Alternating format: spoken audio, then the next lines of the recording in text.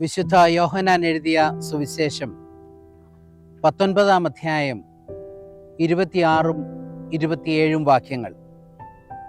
യേശു തൻ്റെ അമ്മയും താൻ സ്നേഹിച്ച ശിഷ്യനും നിൽക്കുന്നത് കണ്ടിട്ട്, സ്ത്രീയെ, ഇതാ നിന്റെ മകൻ എന്ന് അമ്മയോട് പറഞ്ഞു.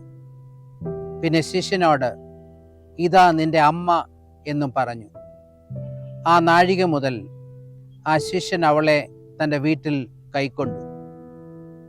ദൈവ തിരുനാമം വാഴ്ത്തപ്പെടുമാറാകട്ടെ.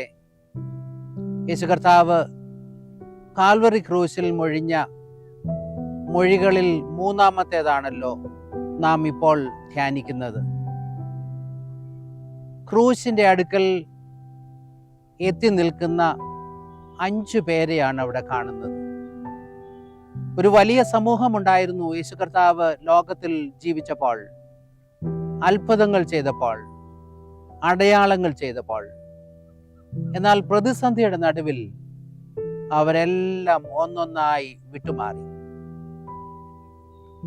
5 ആളുകൾ മാത്രം അവശേഷിക്കുന്നു. യേശു കർത്താവിൻ്റെ അമ്മ മറിയ, അവളുടെ സഹോദരി, ക്ലെയോപ്പാവിൻ്റെ ഭാര്യ മറിയ, മഗ്ദലക്കാരത്തി മറിയ,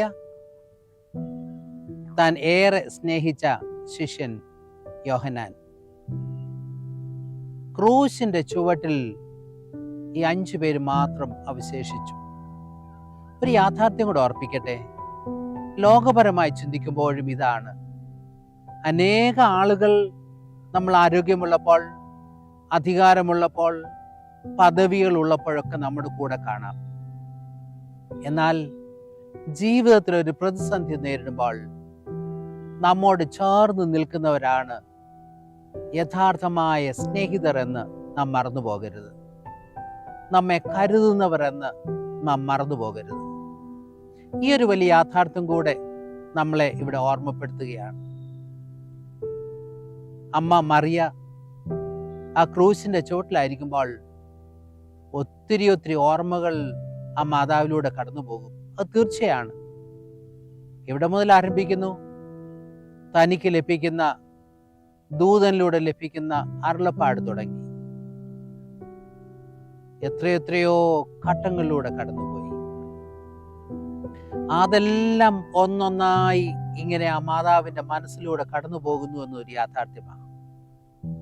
വേദനയുടെ നടുവിൽ, തീവ്രതയുടെ നടുവിൽ കഴിയുന്ന മകനെ, ആ മകന്റെ മുൻപിൽ നിൽക്കുന്ന അമ്മ.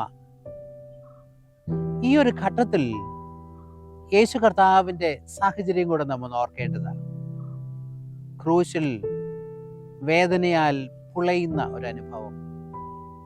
ആ പ്രശ്ന സങ്കീർണതയുടെ നടുവിലും ഉത്തരവാദിത്വത്തെ പറ്റിയുള്ള ഉത്തമ ബോധ്യമുള്ള ക്രിസ്തുവിനെയാണ് നമ്മളിവിടെ ദർശിക്കുന്നത്. അവിടെ തൻ്റെ അമ്മ മറിയത്തെയും ശിഷ്യൻ യോഹന്നാനെയും കാണുമ്പോൾ അവിടെ ഒരു പുതിയ ബന്ധത്തെ അവിടെ ഓർമ്മപ്പെടുത്തുകയാണ്. യേശു കർത്താവ് വേദനയുടെ നടുവിലും തൻ്റെ ഉത്തരവാദിത്വം മറന്നു പോകാത്ത, അഥവാ തൻ്റെ ഉത്തരവാദിത്വത്തെ പറ്റി ഉത്തമ ബോധ്യമുള്ള യേശു കർത്താവിനെയാണ് നാം കാൽവറി ക്രൂശിൽ ദർശിക്കുന്നത്. തൻ്റെ അമ്മയെയും താൻ ഏറെ സ്നേഹിച്ച യോഹന്നാനെയും ക്രൂശിന്റെ ചുവട്ടിൽ കണ്ടു കഴിഞ്ഞപ്പോൾ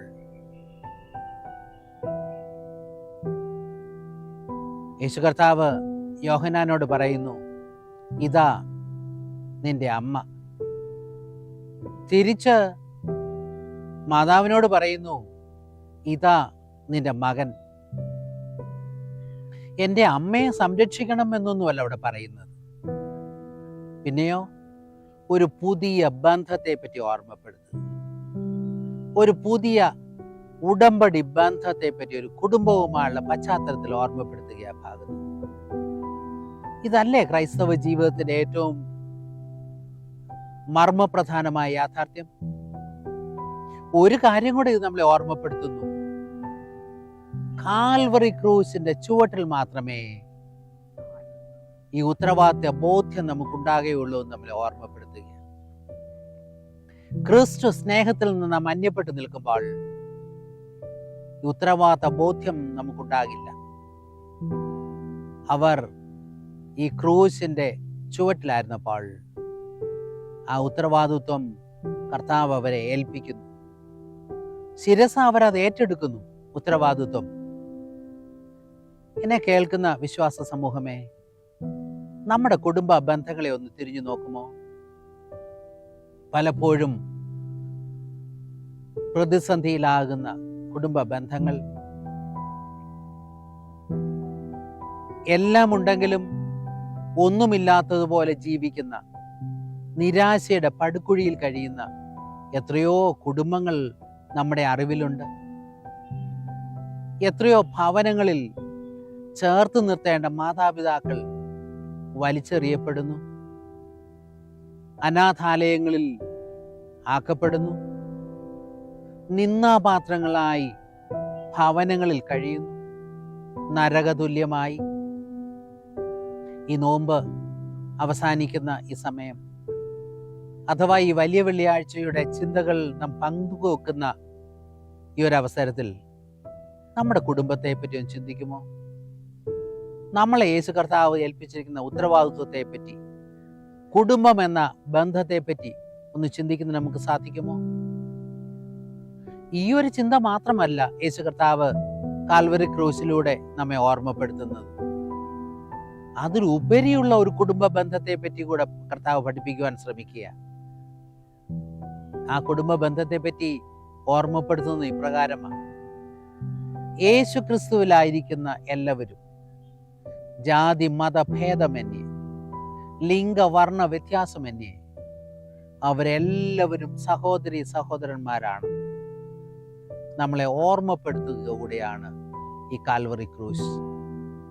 അതുകൊണ്ട് ക്രിസ്തുവിൻ്റെ സ്നേഹത്തോട് അടുത്തു വരുവാൻ, ക്രൂശിൻ്റെ അനുഭവത്തോട്, ക്രൂശിൻ്റെ ചുവട്ടിലേക്ക് അടുത്തു വരുവാൻ നമ്മെ ആഹ്വാനം ചെയ്യുന്നു.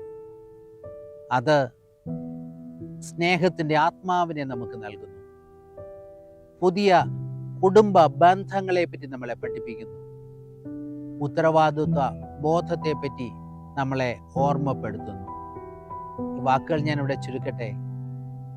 യേശു കർത്താവിൻ്റെ മാതാവിനെയും യോഹന്നാനെയും ഉത്തരവാദിത്വം ഏൽപ്പിച്ചു എന്നതിലുപരി കാൽവറി ക്രൂശിന്റെ തീവ്രമായ വേദനയുടെ നടുവിൽ തൻ്റെ ഉത്തരവാദിത്വത്തെ മറന്നുപോകാത്ത കർത്താവ് നമ്മയും ഓർമ്മപ്പെടുത്തുന്നു. പ്രതിസന്ധികളുടെ നടുവിൽ ഉത്തരവാദിത്വം മറന്നു പോകരുത്. ഉത്തരവാദിത്വം ഏറ്റെടുക്കുവാൻ നമുക്ക് സാധിക്കണം. വലിയ കുടുംബം എന്നുള്ള കാഴ്ചപ്പാട്, ക്രിസ്തുവിലായ എല്ലാവരും ചേരുന്ന വലിയ കുടുംബത്തെ പറ്റിയുള്ള ഉത്തരവാദിത്വം, ആ ഒരു ബോധ്യം, അതോടൊപ്പം താൻ ചേർത്ത് പിടിക്കേണ്ടവരെ ചേർത്ത് പിടിക്കേണ്ട സഹോദരങ്ങളായി മാതാപിതാക്കളായി കാണേണ്ടതിൻ്റെ ഉത്തരവാദിത്വത്തെ പറ്റി കൂടെ നമ്മെ ഓർമ്മപ്പെടുത്തുന്നു. ആ ഓർമ്മയോടുകൂടെ മുൻപോട്ട് ജീവിപ്പാൻ ദൈവം നമ്മെ ബലപ്പെടുത്തട്ടെ. നമുക്ക് പ്രാർത്ഥിക്കാം. സ്നേഹവാനും പരിശുദ്ധനുമായ ഞങ്ങളുടെ നല്ല കർത്താവേ, കാൽവറി ക്രൂസിലൂടെ നീ ഞങ്ങൾക്ക് കാണിച്ചു തന്ന വലിയ ബന്ധങ്ങളുടെ അനുഭവം, ആ ബോധ്യം ഞങ്ങളുടെ ജീവിതത്തിൽ എപ്പോഴും നൽകി തരണമേ. ഞങ്ങളുടെ ഉത്തരവാദിത്വത്തെ പറ്റിയുള്ള ബോധ്യം ഞങ്ങൾക്കുണ്ടാകുന്നത് ക്രൂശിന്റെ ചുവട്ടിലാകുന്നുവെന്ന് ഞങ്ങളെ ബോധ്യപ്പെടുത്തിയല്ലോ.